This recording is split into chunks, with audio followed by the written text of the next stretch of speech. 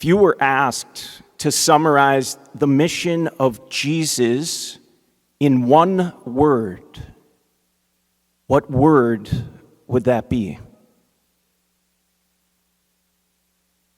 Just one word, the mission of God in Jesus Christ.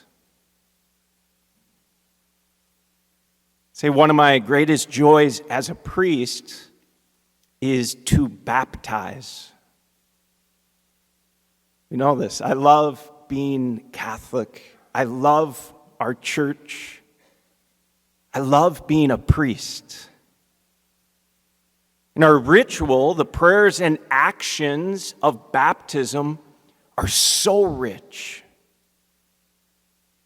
Jesus, God in the flesh, and our church adopts and embraces these things that are visible to better communicate, to show, to celebrate the invisible, spiritual realities.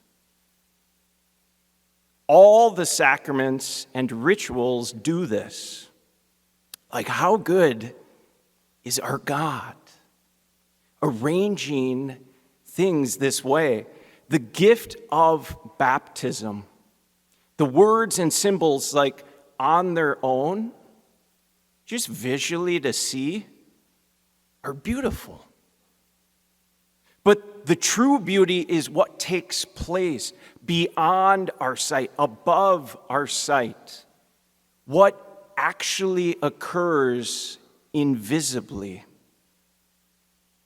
At the conclusion of the sacrament, baptism, the priest says, "You are now called a child of God, for so indeed you are."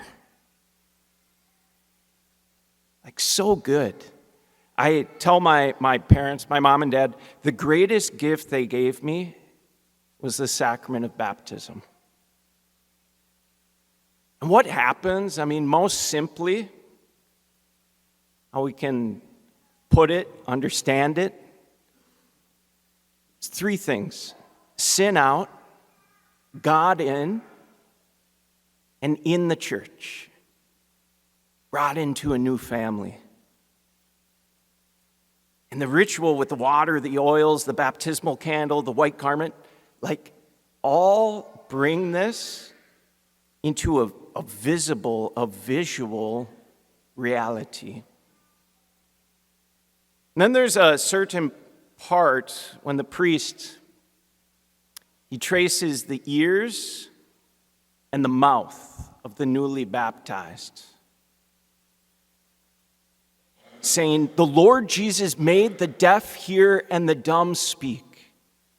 May he soon touch your ears to receive his word, and your mouth to proclaim his faith, to the praise and glory of God the Father."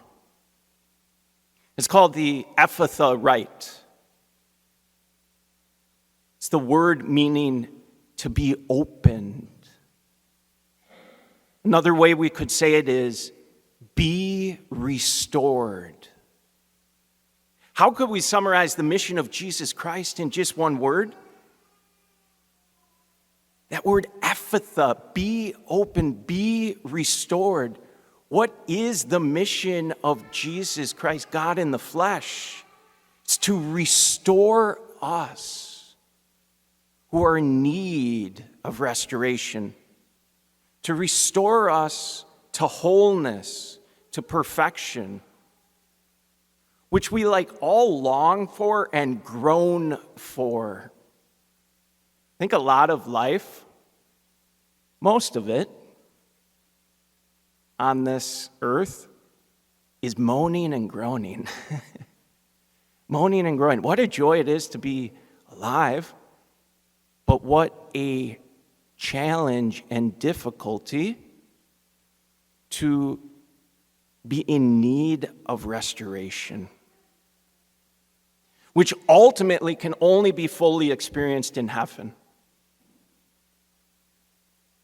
And it helps us when we acknowledge and remember that again and again and again, that here is not meant, and it would never be pleasant, to be our permanent home. We're in need of restoration. And some things only God can restore. And our souls, that is certainly something that only God can restore.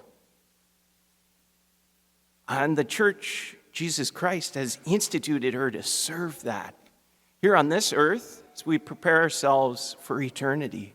So, what a gift to be Catholic. What a gift to have a God who literally, in this gospel we see, extends his hand, reaches into our lives. That's the sort of God we have, who wants to reach into our greatest pains and struggles, where we're bowed down, and to be able to say, Ephphatha, be open, be restored.